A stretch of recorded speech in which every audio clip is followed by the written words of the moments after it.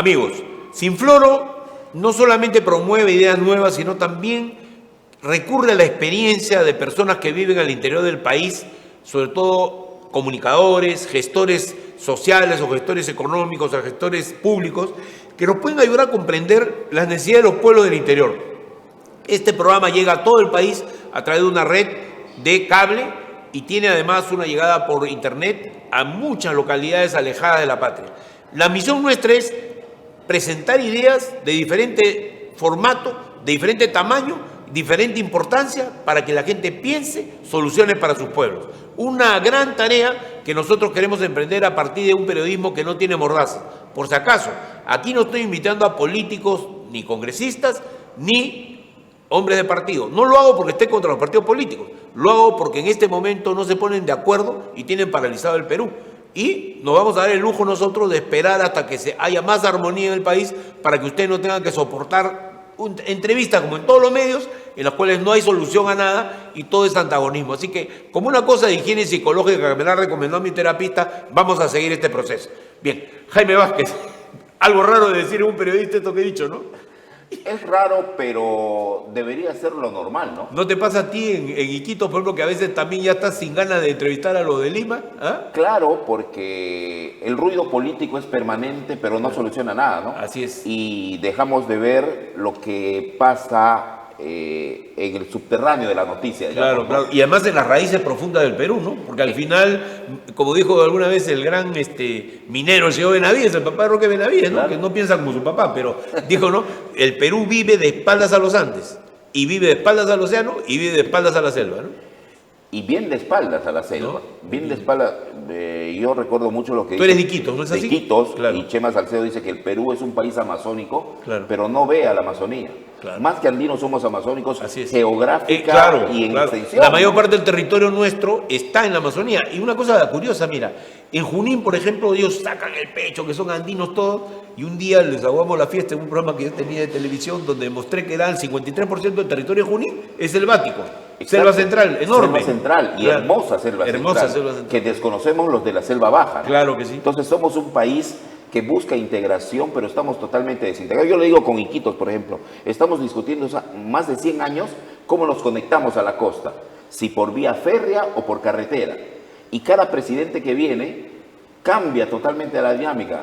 Hay un presidente como Toledo, por ejemplo, claro, que impulsaba la interoceánica, claro, y que impulsaba todo este desarrollo. Claro, la interoceánica se hizo. Claro, ya de Paita y Urimaba se llega, pero no hay cómo llegar a Iquitos porque exacto, no se ha hecho, creo, una vía por el fluvial, ¿no? Para poder llegar. Y había un proyecto de vía férrea que cuando entró Pedro Pablo Kuczynski dijo, no, vía férrea no, carretera. Claro. Y otra vez de nuevo el proyecto. Entonces usted sabe que los proyectos para actualizarse es otra inversión. Los chinos querían invertir pues en una vía férrea, Manaus, Iquitos, iba a subir por Cajamarca, iba a Paita, o sea, no sé cuál era el recorrido exacto, pero era una ruta interesante, ¿no? Sí, y mire, fíjense que esto de la interconexión la venimos hablando hace muchos años. Pero es porque quizás hay gente en el Perú y gobernantes en el Perú que piensa que la selva es un museo, ¿no? Y se olvidan que la Amazonía tiene 30 millones de habitantes que viven ahí, entre todos los países que la pueblan, ¿no? Y fíjese, usted que dice eso, Alan García en su primer gobierno pensaba que la Amazonía era un lugar deshabitado y por lo tanto tenía que irse la gente hacia allá. Así es. Cuando lo deshabitado es también una fantasía, ¿no? Porque claro, estamos bien habitados, solamente que hay que tener el ecosistema adecuado y todo ello. No nos miran, pero también hay un problema ahí que nosotros no nos dejamos mirar, ¿no? Entonces, ¿de liderazgo quizás? Liderazgo y además falta de unidad de criterios en todo ello. Fíjese, si los congresistas amazónicos se unirían, fueran una fuerza. Claro. Y le hablo de Madre de Dios, de Amazonas, de Ucayali, de San Martín, de Loreto, que si nos uniéramos, fuéramos una fuerza para propiciar... Dentro del Parlamento y en general la política peruana. Exactamente. Ahora, el tema principal de la Amazonía, en este caso de Iquitos en particular, tú diriges un periódico, ¿cómo se llama tu periódico? Pro y Contra, que tiene ya más de 30 años, ahora estamos en la virtualidad, que claro, es lo que manda, pero comenzamos... O sea, se ha vuelto digital. Digital, claro, porque yo le hago una comparación. nosotros en lo máximo de tiraje sacábamos 7.000 Claro, tiraje. claro. Y ahora una portada la ven 400.000 personas. Lógico, claro. Entonces, que sí. Claro, y lo que nos diferencia interesa a nosotros es llegar. llegar. Y Claro. entonces no hay forma. Y los insumos han subido no como la carne de res. Han subido por la escalera. 300%. Entonces imagínate. no hay posibilidades y en eso estamos. Y por eso es que... Pero la gente igual te revisa tu periódico, lee tu periódico, Claro. ve tus titulares. Claro, total. Como le digo, mire, una portada nosotros llegamos a tener en un récord 389.000 vistas. Imagínate. Que es todo un récord. ¿Esos Y- son los charapas de todo el Perú que están mirando o solo de los todo de el Quito? mundo, De todo el mundo. De todo el mundo, Qué claro. interesante. Y claro, eso ya demuestra también que el mensaje tiene que ser adecuado, estandarizado para ese público, ¿no? Y la palabra charapa, que a mí se me ha escapado, como limeño prejuicioso, tiene también un sentido de separación, ¿no te parece? Mire, Pues es simpático, todo el mundo A mí se me ríe. gusta, a mí me gusta el también, término, ¿ah? pero no hay ahí una connotación de que estos son especiales, son raritos, son tortuguitas. mire, ¿Ah? el A ver, el término charapa todavía Sí. tiene una discusión cuando se generó. Ya. Unos dicen, no hay ninguna documentación al respecto, que con la guerra con Chile Claro. hubo un batallón de selváticos que Fue a apoyó comer. eso y el batallón se llamaba Charapa, pero no hay ninguna documentación. Lo que sí Interesante. hay documentación es que en los años 60, Sí. aquí en Lima, había un periodista, Humberto del Águila, Claro, sí, loretano, sí, que que- firmaba como el Charapa, claro que sí. Entonces, ahí comienza esto de charapa, pero yo no lo veo como un término peyorativo, Ya. porque ya, cuando el Papa dice, el Papa es Yo soy charapa, charapa, todos nos claro. alegramos. Ya lo legalizó, digamos, como un Exacto. término que todos Pero son- cuando se dice, ese charapa, Claro. depende cómo Pero lo hay, digan. claro, depende si se aplica. Yo lo digo en un sentido positivo. O sea, quiero decir, a mí me encanta la cultura selvática. He vivido en algunos lugares de la selva que me han realmente jamás olvidaré mis estadías ahí porque es otra manera de ver el mundo también. ¿Ah? Yo siento que el selvático tiene una filosofía más parecida al de las culturas tropicales. O sea, tiene más relajo, más sentido de gusto por la vida, menos angustiado que el andino que vive sus 500 años de opresión hasta el día de hoy. Entonces, hay un poco ese. ¿Tú crees esa diferencia de carácter?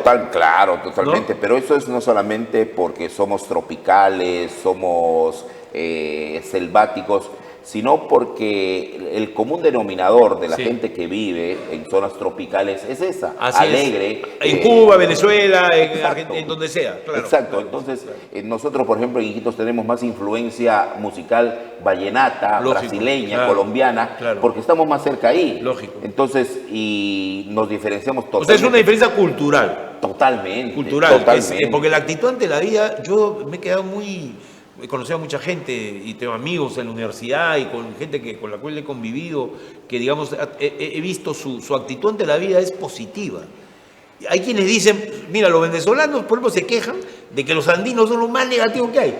O sea, Sí. dicen, no sé si será justo, pero por lo menos parece que en cierta parte del país encuentran de que hay, frente al tropicalismo, digo que ya es desbordante, ya es exagerado, ¿no?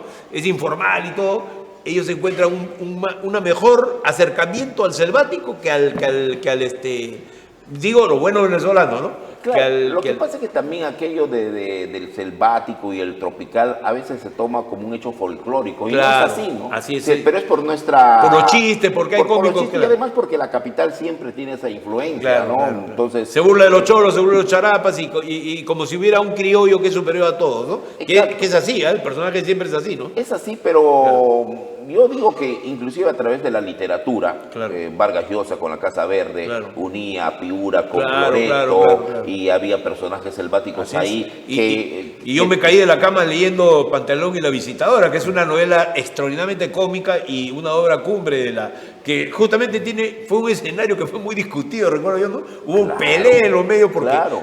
porque no era una cosa que reflejara lo que era Iquitos, ¿no? Pero ¿sabe qué también? Lo que pasa es que muchos dicen que aquello de el mito de la mujer loretana, Claro, charapa, es falso. que lo inicia Vargas Llosa, falso es eso, porque ya en 1941 Claro. un cónsul norteamericano Ajá. indicaba que en Lima los militares que iban a la zona pues también se iban solteros y venían casados. Claro. Pero es como una ley de la vida. No, además que había una magia, yo he escuchado a Moyobamba, por ejemplo, que conocí algunas selváticas que me decían, no, el problema es que el uniforme atrae.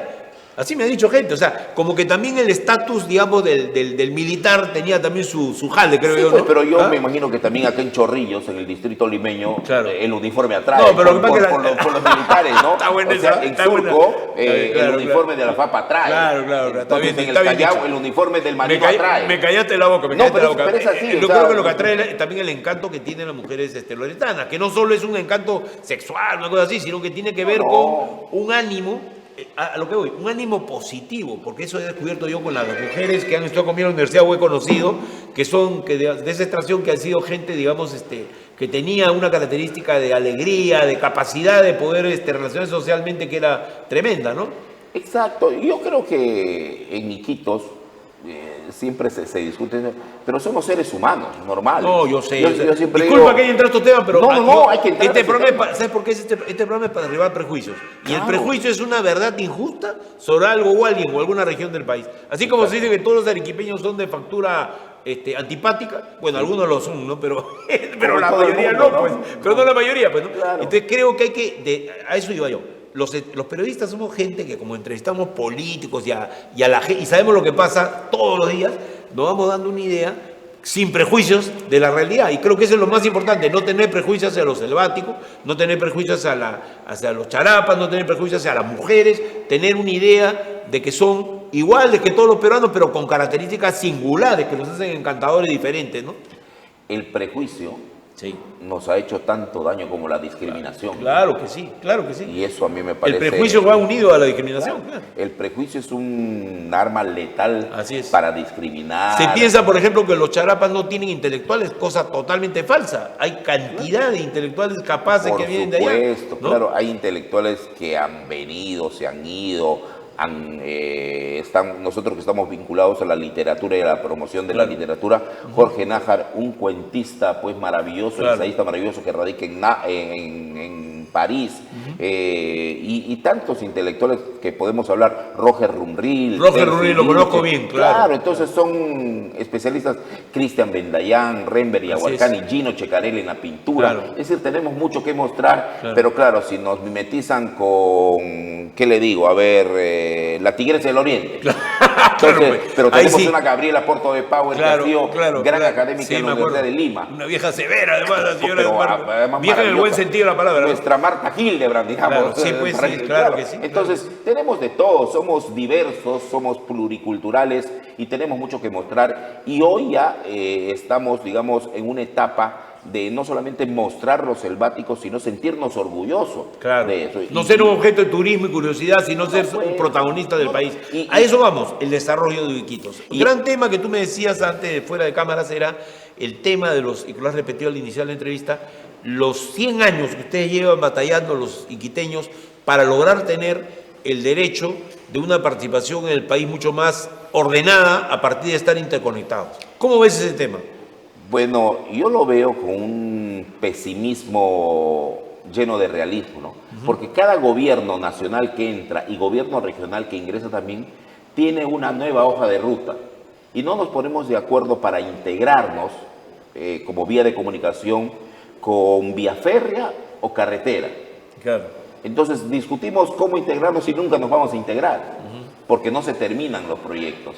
Hay proyectos ahí abortados, proyectos que cada uno lo hace, pero y por eso le decía, yo tengo una visión pesimista del asunto, porque cada gobierno inaugura Por una ejemplo, nueva me forma. contabas una barbaridad. Yo en el año 2008, trabajé en la región San Martín y tuve oportunidad de ver el proyecto de interconexión usando el río Ucayali. Ya se había construido la carretera interoceánica, terminaba en Yurimaguas y el paso siguiente era interconectar Iquitos por vía fluvial. Claro. Que implicaba el uso de ferries rápidos, o sea que en un día estabas ahí en Iquitos, no los 7, 8, 6, según la temporada del año que tú tienes que viajar. Creo que el mínimo es 4 para llegar a Iquitos de Ucayali, ¿no es así? Claro, desde de Pucallpa, Ucayali y Así es. desde Alto Amazonas, Yurimaguas, Claro. que son las vías por el Ucayali y por Así es. el Marañón, ¿no? Así es, así Entonces, pero mire, fíjese, ahora que usted habla de eso, no sé si habrá escuchado el tema del puente que no conduce a nada, que Claro. conduce a la huerta. Ya. Pero eso es totalmente falso, porque el proyecto tiene 3 tramos para unir a través de 198 kilómetros Bellavista, Nanay en Iquitos hasta la frontera con Colombia en el estrecho. Ya. Y se ha hecho solamente 4 kilómetros, pero todos los tramos son 198. El proyecto está ya para ejecutar. Para interconectarse con Colombia. Con Colombia, pero no puede ser que se haga eso primero, que hay que hacerlo, y no tener conectado a ustedes con el Perú. Una pregunta. Para ir a las soluciones prácticas, ¿no podría una forma de repente de apoyo ser hacer más extensivo el pasaje aéreo? Es decir, a esto voy a una cosa revolucionaria, que es convertir ese pasaje en un pasaje, no sé si subsidiado, eso puede ser palabras mayores, pero sí invertir en que haya un esfuerzo para facilitar el transporte aéreo. ¿Cuánto te cuesta ahorita el pasaje para Iquitos?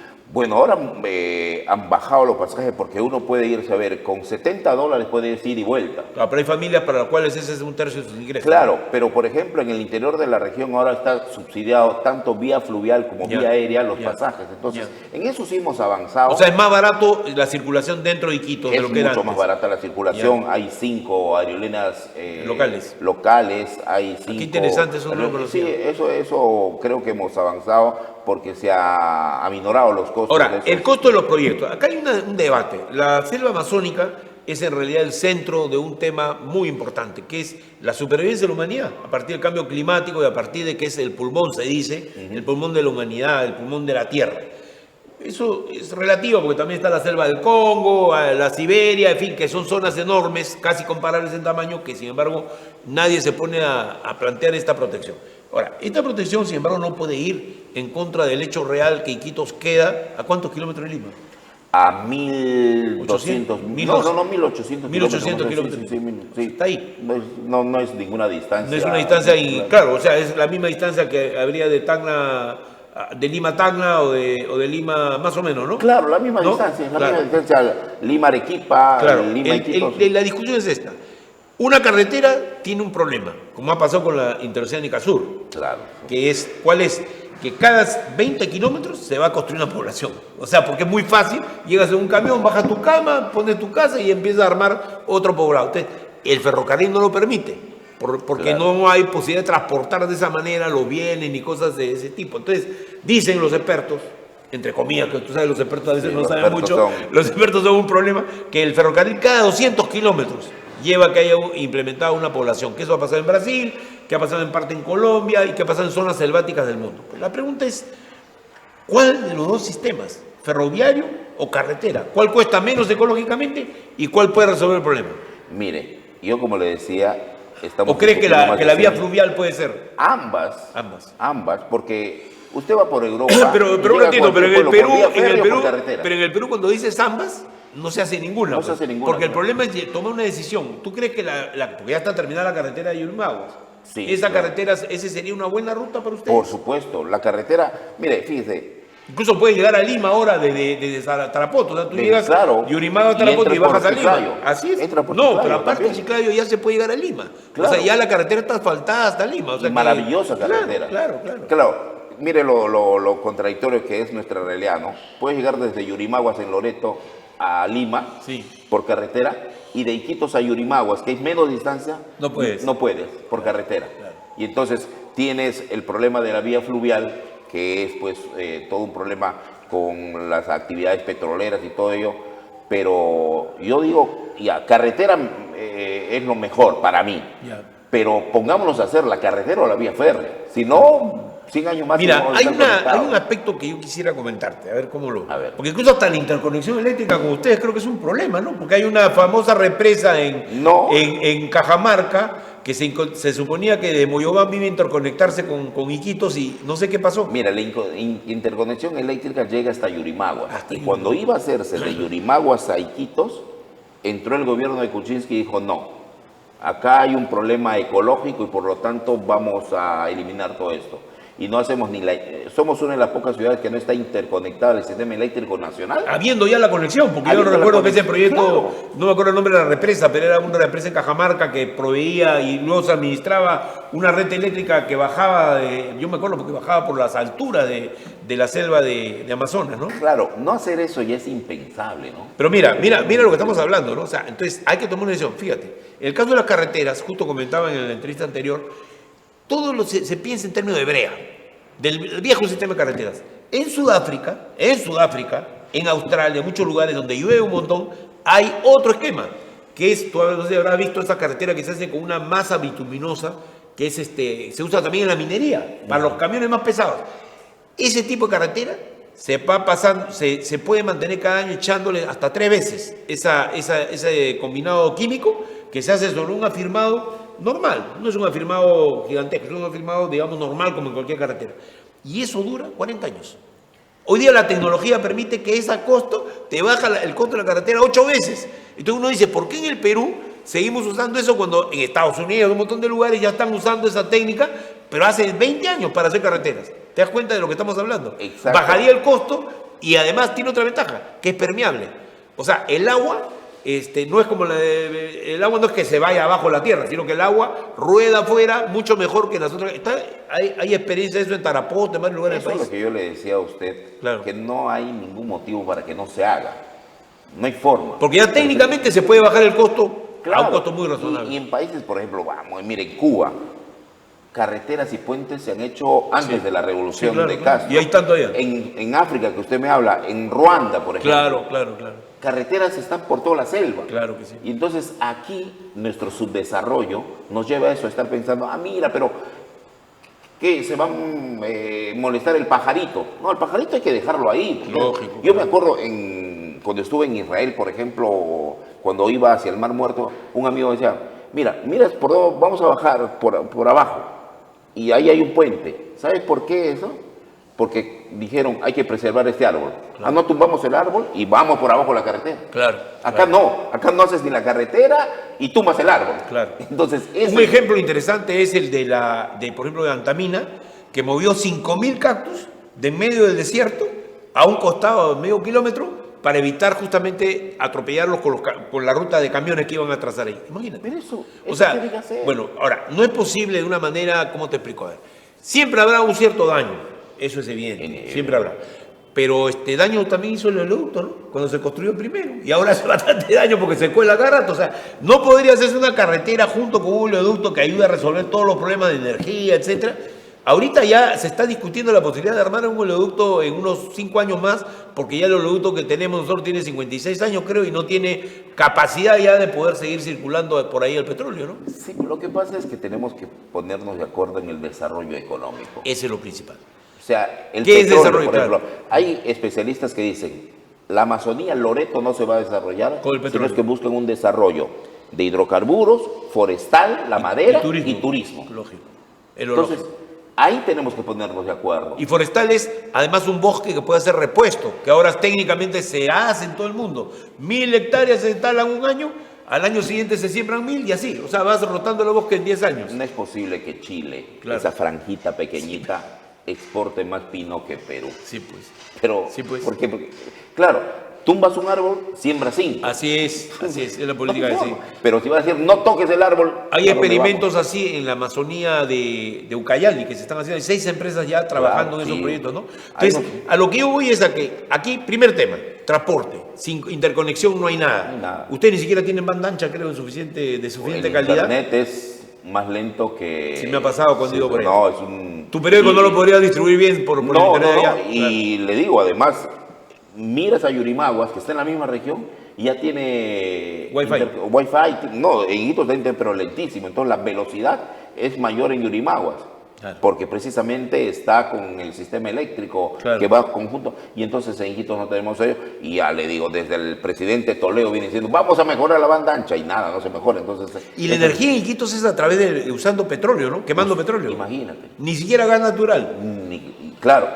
Y eso es una aberración hoy mismo. Claro, ¿no? pues es terrible. Es una aberración. Una capital de la ecología como debe ser Iquitos es absurdo. O sea, pero esto se ha acumulado yo creo también porque ha habido no solo la mogorra del Estado, porque además los burócratas de este país deben ser los más insensibles del mundo. Estoy seguro que si se hace una comparación van a salir total... Están escaldados porque además a veces toda la batería se dirigen contra ellos y los que quieren hacer bien las cosas, como lo demuestra estas decisiones absurdas y hasta estúpidas de Kuczynski, ¿no? De retirar proyectos que eran totalmente válidos. Por ejemplo, lo de Yurimaguas, la vía fluvial es algo perfectamente estudiado y al final protestaron algunos grupos ecológicos, Sí. ecologistas que no querían que se hiciera por el problema del fondo del río, ¿no? Que iban a mover la arena, ¿no? Exactamente, porque dice, vas a malograr el ecosistema y el pez te va a molestar. Claro. Haciendo una parodia de ello, ¿no? No, pero es una buena frase iquiteña. Claro, dejemos a los peces Claro, también, o sea, claro. no hay forma de Claro. no hacer desarrollo con ellos. Claro, ¿no? claro, Esa claro. es la situación. O sea que ese fondo no haberlo retirado, no podían circular los buques ni siquiera de gran calado, sino ferries, cosas normales para poderse mover en esa zona, ¿no?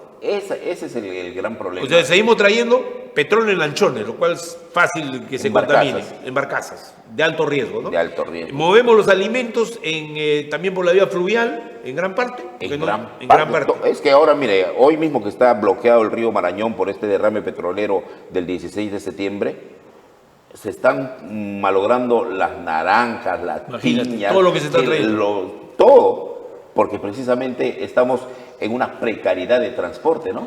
Precariedad es la palabra que a veces define estas realidades, ¿no? Sí. Es el acostumbrarse a un estado de insolvencia moral, a un estado de insolvencia económica y a una incapacidad de gestión como la que estamos viendo. Creo que el caso de Iquitos es clamoroso, sí, realmente, y es una vergüenza. Se da en varios lugares de la Amazonía, pero no con ese escándalo que significa 100 años de abandono de una zona tan importante del país.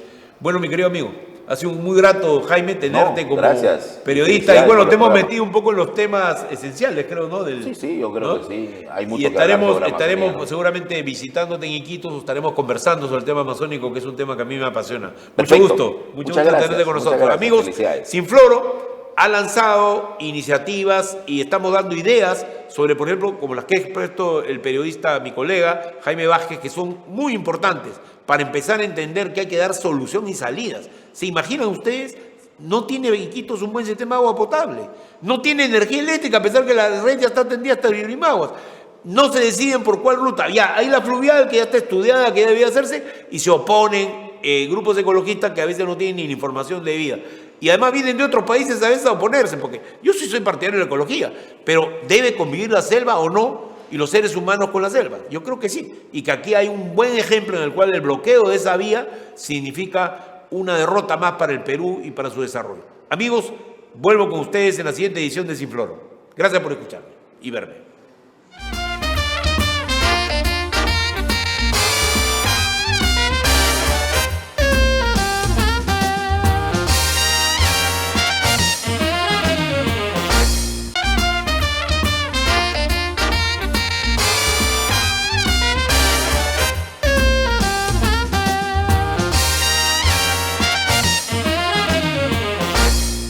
Saber qué pasa después de un proceso electoral y saber qué pasa en la sociedad es el tema de estudio que ha motivado a Hernán Chaparro a dedicarse tanto a el desarrollo de estudio de opinión como a la investigación sociológica. Y con él quiero hablar esta mañana para poner un poco en perspectiva lo que está pasando en el Perú. Buenos días, Hernán, ¿cómo estás? ¿Qué tal? Mucho gusto, Julio. Gracias por la invitación. Tú tienes una formación académica que te ha orientado hacia los estudios de la sociedad, de lo que pasa en la opinión pública. ¿Y cómo ha sido tu experiencia? ¿Qué cosas has descubierto, digamos, para hablar un poco del comienzo de tu carrera? ¿Qué cosas has descubierto tú en esta sociedad, en lo que pasa en el Perú? Bueno, es una pregunta amplia, ¿no? Bueno, yo te diría que creo que un gran problema en el país, por lo menos de los estudios que yo viendo desarrollando, desde lo que es la cultura política, el comportamiento político, inicialmente orientado a entender la opinión de la gente, el sentimiento de la gente, pero que poco a poco en ese análisis, claro, ¿qué es lo que encuentras? Una profunda sensación de injusticia, ¿no? De no ser tomado en cuenta en las decisiones, la gente que se siente muy distante y cada vez más distante y cada vez más decepcionada de lo político, ¿no? Como, digamos, la información abunda alrededor de ello. Eso termina más bien girando el foco porque, claro, durante mucho tiempo y todavía hay gente que sostiene y cree que esa, digamos, lejanía de la gente hacia la política es pasividad, o hay gente que dice que es irresponsabilidad de la gente, cuando justamente los estudios lo que indican es que, si bien es cierto que hay, digamos, finalmente hay una responsabilidad ciudadana, eso es indudable, el tema está que esta desafección, que es como la llamo yo, esta distancia de lo político y de algún modo esta especie de tolerancia, pasa por un proceso que se ha ido larvando en el tiempo históricamente, de decepción y frustración frente a, digamos, actores políticos que persistentemente actúan en función a sus intereses, ¿no? Ahora, dime Eh, una cosa, Hernán. Este despecho ante los políticos, tú sabes que el despecho es uno de los sentimientos humanos más fuertes, a veces más violentos, ¿no? ¿Este despecho es solo con los políticos o es también con otros elementos de la sociedad, ¿no? Por ejemplo, nos ha pasado a los que hemos trabajado en televisión, ver cómo, por ejemplo, un personaje como Magali une amor y odio de una manera terrible, a veces espantosa. Igual pasa con las grandes figuras de la banca, del comercio, por decirlo, que es algo sensible, pero algo pasa que hace que este país no esté tejido como una sola colcha, ¿no? Que hay demasiados elementos que a veces producen reacciones que son negativas, ¿no? sí, bueno, a ver, no por gusto, dentro de la fragmentación de la oferta política, discursos populistas eh, como el de Castillo, discursos populistas como el de López Aliaga, tienen cierta acogida, ¿no? Dentro del fraccionamiento, porque enganchan con esta actitud ciudadana de sentir que hay grupos de poder que finalmente son los responsables de esta situación de injusticia y que son los que se aprovechan, ¿no? Pero, Digamos, yo recuerdo unas dinámicas grupales, por ejemplo, donde ante digamos, esta afirmación de, oye, el gran problema del Perú es la injusticia, la falta de equidad, y tú preguntas por qué, es bueno, pues porque hay poderosos que se benefician de esto, y cuando tú preguntas, y eso, mira, 30 años metidos haciendo estudios de opinión pública y digamos, el texto se repite en Cusco, Trujillo, Iquitos o Lima, con algunas variantes, es cierto, pero ¿quiénes son los poderosos y los que se benefician? Políticos, empresarios, limeños, blancos, ricos, ¿no? Es un poco esta ecuación simbólica que no tiene equivalencia necesariamente, porque puede haber políticos que no sean ricos o empresarios que no sean limeños, pero en la cabeza de la gente hay esa ecuación simbólica, ¿no? claro. Eh, y marca distancia. El tema de los medios es un tema, yo te diría, digamos, de más reciente data y que tiene que ver también con digamos, el cambio en todo el ecosistema mediático. Eh, y que, en fin, va generando, digamos, otras voces, y es cierto, ¿no? La gente, digamos, hoy tiene más opciones, más alternativas, y efectivamente comienza a generar su propia red, digamos, de información, ¿no? Pero Claro, ese tema a mí me parece decisivo porque ha llevado a que los medios más institucionales, por llamarlo de alguna manera, o corporativos del país, vivan un proceso de vaciamiento de audiencia que es peligroso incluso para la supervivencia de la democracia. Porque yo encuentro, no sé si tú compartes esto, pero encuentro que en muchos lugares del país la gente no se siente en lo más mínimo identificado con ellos. Tampoco con los medios locales necesariamente, pero aunque los odien, los respetan porque expresan más o menos la realidad más próxima, ¿no?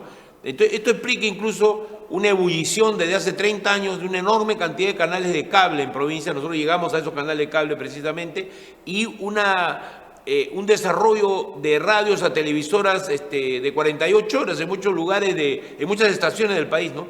Ese mundo, que es el de provincias, agrupado en asociaciones gremiales muy poderosas, sin embargo no tiene una concomitancia con los que están representados en la Asociación de Radio y Televisión, o en la Sociedad Interamericana de Prensa, o en la Asociación de la Prensa Peruana, ¿no? Entonces, pero no lo tienen al nivel del contenido y además al nivel de sensación de pertenencia. Yo te digo porque he vivido ese proceso en la Asociación de Radio y Televisión representando a los broadcasters de radio de todo el Perú, y era así también el sentimiento, pero no era tan fuerte, tan vasto como ahora, porque incluso lleva acusaciones de que hay un monopolio comercial, que no se le deja crecer a los de provincia. O sea, se están desarrollando los conflictos sin que nadie los resuelva, ¿no? Bueno, la radio y el uso de la radio en las regiones del Perú es un tema histórico de toda la vida. Claro. Acá y en muchas partes, la verdad en general, por lo menos de lo que conozco en América Latina, ¿no? Así es. Y claro, sobre eso, hoy ya tienes todo el tema de redes sociales, en general Internet, que va permitiendo, digamos, escoger alternativas. Y bueno, sí, digamos, el problema está que nadie puede medir bien eso, ¿no? Entonces, son todas intuiciones, ideas que pueden tener cierta plausibilidad, pero lamentablemente no hay recursos que permitan una medición adecuada de lo que eso significa. Ahora, lo cierto es que eso, digamos, justamente yo estoy haciendo trabajo ahorita en la Universidad de Lima investigando polarización y uso de redes sociales. A nivel mundial, y Perú es parte de eso, eso también genera, digamos, toda una profundización de estas cámaras de eco y fragmentación, Claro. donde cada quien escoge los medios que muchas veces lo que hacen es básicamente confirmar lo que tú ya crees, entonces no te expones mucho. Claro. O sea, no es que se corte eso, pero te expones menos, digamos, a información que contradiga lo que tú piensas, ¿no? Claro. Entonces eso va como reforzando tus ideas y va fragmentando más un país que por, digamos, justamente lo que hablábamos al comienzo, donde, digamos, no hay instituciones ni líderes que busquen integrar, sino aprovechar, entonces no hay referentes comunes, ¿no? Claro. Entonces, digamos, hay una lógica de fragmentación que la verdad es difícil imaginar caminos alternativos de salida, ¿no? Porque, digamos, todo eso termina en, por ejemplo, elecciones al Congreso 2020 con un Congreso fragmentado, elecciones 2021 con otro Congreso fragmentado, elecciones regionales donde en Lima hay un señor que saca menos que todos los alcaldes en la historia del Perú, fragmentado también la relación, ni se diga las regiones, ¿no? Entonces hay un proceso de fragmentación que no hace más que, digamos, profundizar y agravar la desconexión de un país que nunca ha estado adecuadamente vertebrado y no hace más que disgregarse más, ¿no? Claro, mira, hay un tema que tiene obviamente que ver con los orígenes históricos del Perú, ¿no? Alguna vez Alfredo Torero me contaba hace muchos años de que cuando habían llegado los españoles, en este país había más o menos unas 220 nacionalidades y cerca de 600 lenguas y dialectos, ¿no? O sea, era un país ya de por sí súper disperso por la geografía, ¿no? Entonces, sobre esa realidad se montó la colonia, que dejó grandes espacios también de diferenciación cultural porque no le interesaba más que las minas y ciertas áreas de cultivo en la costa y sierra, pero en general el Perú es un país que tiene esa característica de origen. Entonces, a lo que yo voy es cómo integrar, porque esto se está volviendo, no sé, tú debes estar siguiendo los procesos culturales que hay en el mundo, ¿no? Algo parecido a la lucha entre liberales y conservadores, ¿no? Pero, o sea, dos contraculturas opuestas, ¿no? Los progresistas contra los conservadores, estos a su vez con un centro que llaman caviar o que lo convierten en una especie de balanza que no funciona. Entonces los extremismos tienden a fortalecerse. Por ejemplo, de la actual crisis que vivimos en el país, ¿cómo se podría salir de esa fragmentación? Tenemos un escenario de partidos políticos regionales que no tiene nada que ver con los partidos que hay en Lima, cosa que no ocurre en muchos lugares del mundo, que no tengo la comparación a la mano, pero supongo que esto es una verdad, ¿no? Y sin embargo ha instalado en la imaginación de la gente casi una identidad de cultura, es decir, yo soy anti tal cosa y yo soy anti tal cosa. ¿Nació con el antifujimorismo o ha existido siempre en el Perú? Mira, yo no soy un especialista en historia, pero en todo caso uno podría decir que el antifujimorismo y eventualmente hoy se comienza a construir una suerte de anticaviarismo. Y un que, que, anticastillismo, ¿no? que, Anticastillismo también, ¿no? no, porque Castillo, la verdad, es una anécdota, ¿no? Claro. Castillo era nadie, como Perú Libre era nadie, y volverán a ser nadie dentro de unos par de años, ¿no? El problema es si lo reemplaza Humala, ¿no? Antauro. Ya, pero estamos hablando ahí ya más bien de corrientes Ok, y no de personajes, ¿no? ya, ok. No, a lo que quería ir era como en todo proceso identitario o en todo proceso de opción, siempre primero es lo que rechazas y después es de lo que hay lo que escoges. Claro, Y nosotros siempre nos quedamos a la mitad del camino, ¿no? claro.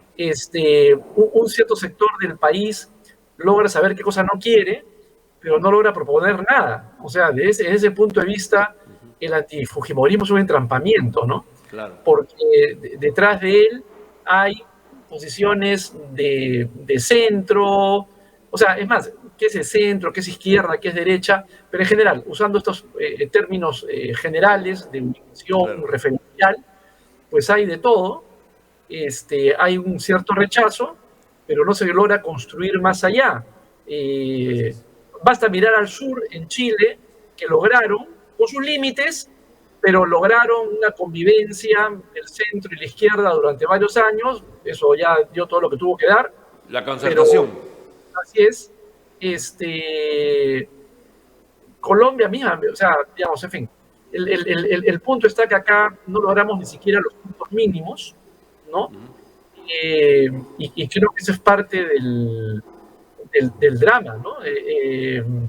Digamos, en las elecciones del 21, era increíble, ¿no? Ver, por ejemplo, a la gente de Juntos por el Perú, Nuevo Perú, darse batacazos con la gente del Partido Morado, que eventualmente podían haber tenido cosas que empujar juntos y que se dedicaron a jalarse la alfombra en todo momento, ¿no? Entonces, Claro. este maximalismo poco tolerante, creo que es el drama del país, ¿no? O sea, Claro.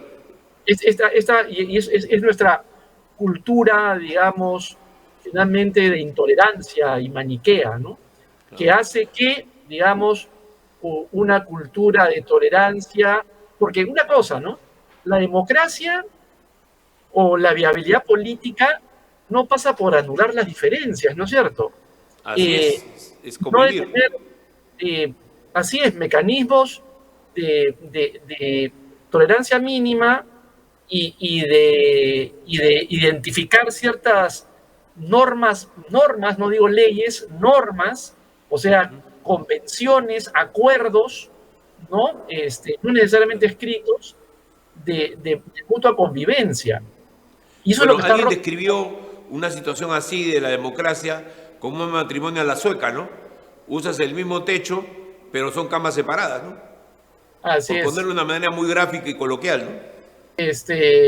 Sí, y claro, con el añadido que ahora en Suiza lo que hay es un partido de De derecha en populista el poder. radical de derecha manejando el país.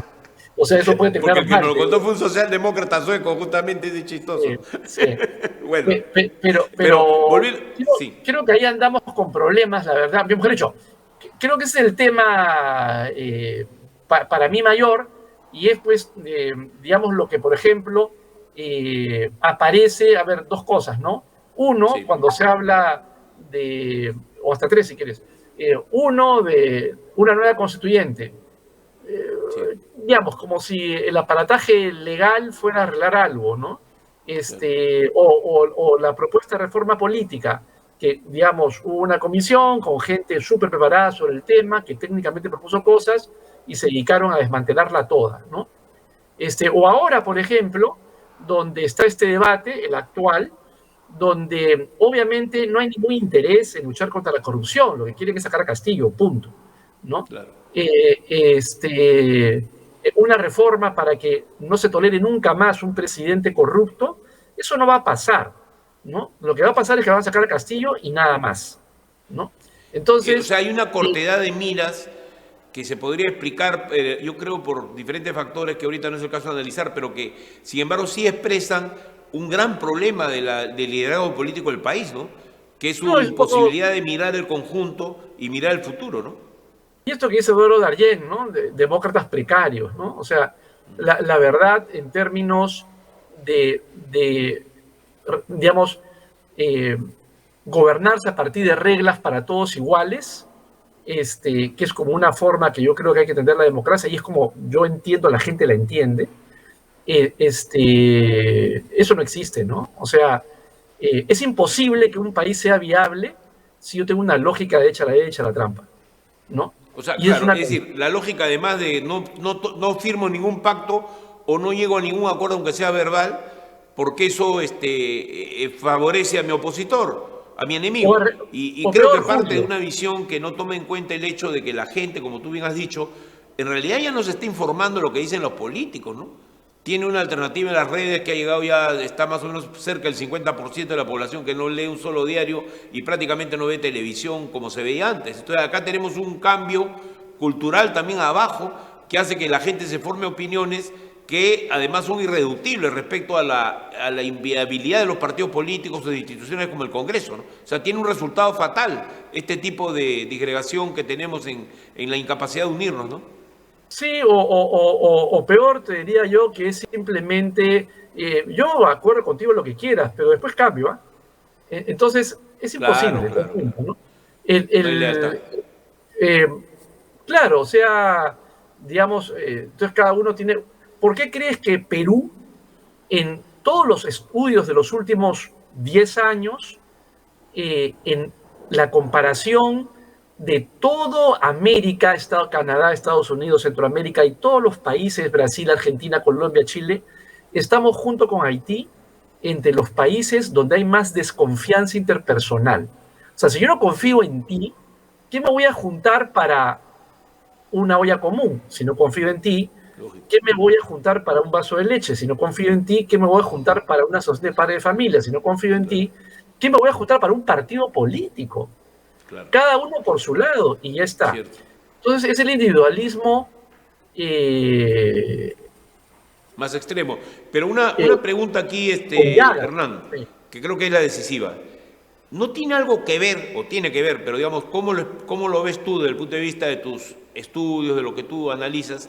¿Cómo ves tú el peso de la informalidad? Porque la informalidad no hay que olvidar que te vuelve una persona extremadamente individualista porque es la manera de poder sobrevivir.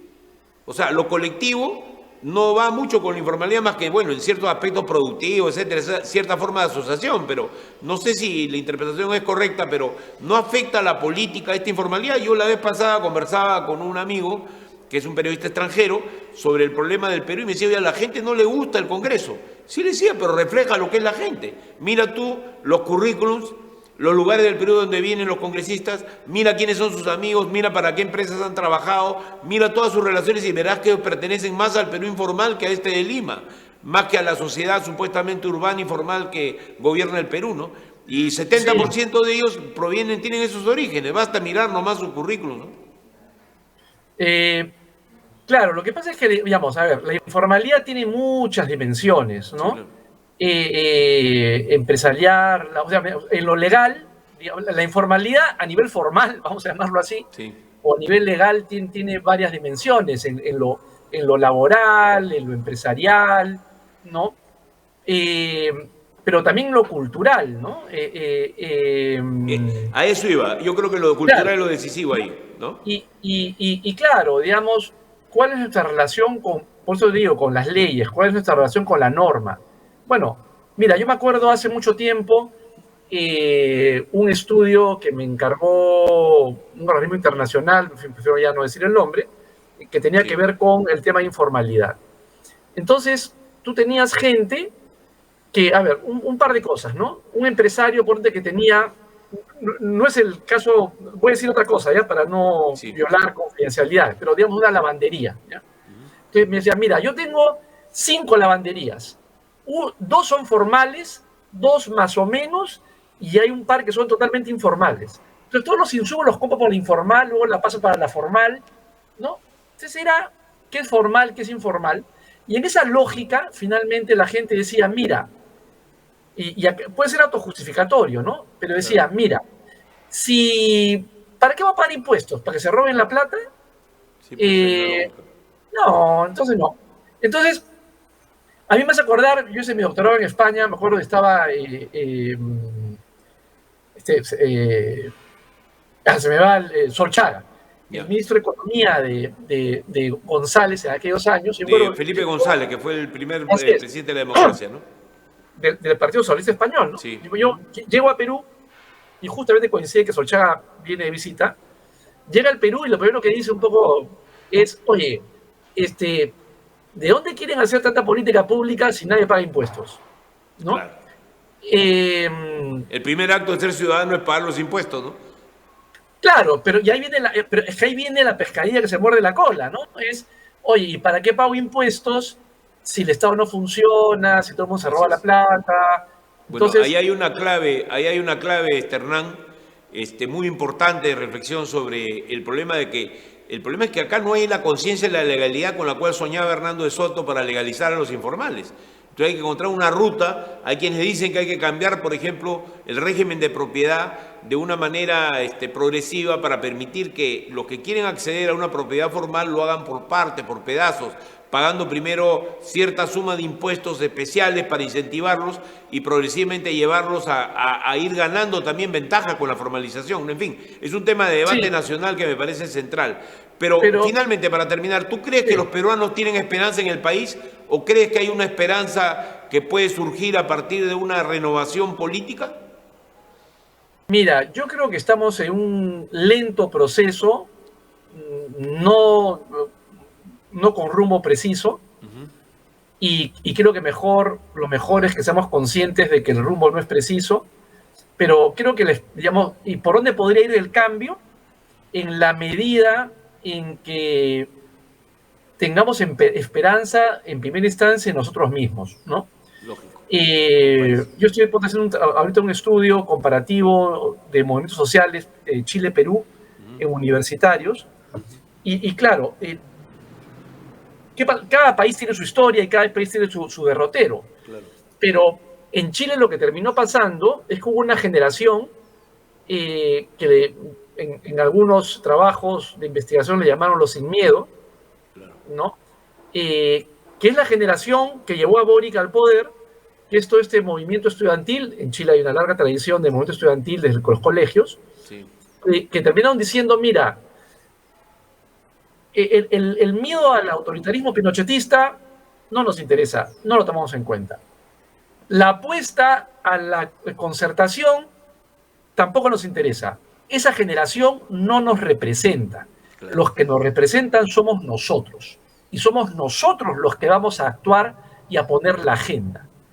Entonces, ese nosotros, en lugar de estar pidiendo cosas, un nosotros que permita reconstruir el tejido roto o nunca desarrollado en este país, Claro. es lo que nos tiene que permitir mirar con esperanza las cosas. Hay más transparencia. Hoy, digamos, las pillerías de Alan García, quisiera creer que hoy, en este país más mesocrático, más transparente por redes sociales, no se tolerarían mucho, Claro. ¿no es cierto? Tampoco las de Fujimori, como no se toleran hoy las de Castillo. O sea, habría Entonces, una esperanza en algo que significa la renovación de toda la clase política y de todo un sector político. Quiero terminar con esto, Hernán, porque estoy con el tiempo. Tú sabes sí, que la televisión es vamos ahí. tirana, haciendo una conversación sumamente ilustrativa y muy interesante desde el punto de vista de analizar qué es lo que está pasando en nuestro país con alguien tan calificado como eres tú como analista. Yo voy a volver a buscarte porque tú estás en la investigación, estás metido en la salsa que tiene que ver con averiguar qué pasa en el Perú. Muchas gracias por esta entrevista. Un fuerte Sí, abrazo. muchas gracias.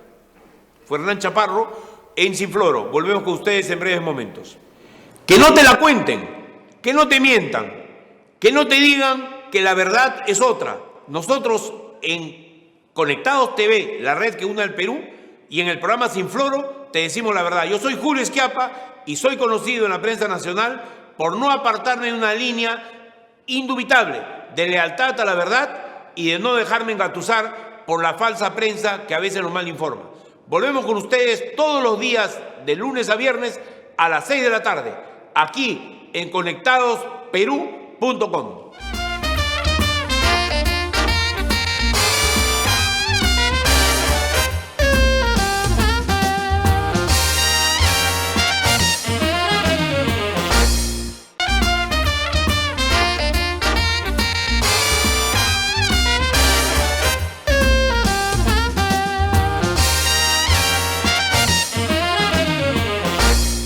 En el presente programa, Hernán Chaparro nos ha delimitado muy bien lo que está pasando en la sociedad peruana, una polarización que nos puede llevar a la destrucción, no solo de valores, sino también de cuadros políticos, de organizaciones, de instituciones. Es necesario reconciliarse, es necesario mirar con más tranquilidad lo que está pasando para evitar que la crisis se vuelva indetenible y de largo plazo. Si ambas posiciones que hay en el país piensan que los dos tienen la razón, vamos perdidos. Tiene que haber un punto de encuentro, un intermedio necesario para negociar y flexibilizar y darle una salida a la situación peruana. Bastante claro ese mensaje de todo lo que hemos conversado con él. Y además Jaime Vázquez nos trae la fuerza de su mensaje provinciano, periodista con gran recorrido, director de un periódico que además ha sabido presentarnos a nosotros una vista de lo que ocurre con el país muy basada en lo concreto. Por ejemplo, ¿por qué muchas de las obras públicas que se han presentado para Iquitos han terminado por no existir, por no hacerse? Obra de agua, no está la interconexión eléctrica a pesar que está en Yurimaguas, no hay conexión por río. Una zona tan bella, tan importante para el Perú, es el centro del país, del centro de la Amazonía y una de las ciudades más importantes de toda la cuenca amazónica que abarca 9 países. Sin embargo, no hay soluciones a su grave problema de infraestructura. Un crimen, realmente un crimen. Y él lo ha resumido muy bien al estilo de un periodista enterado de lo que pasa.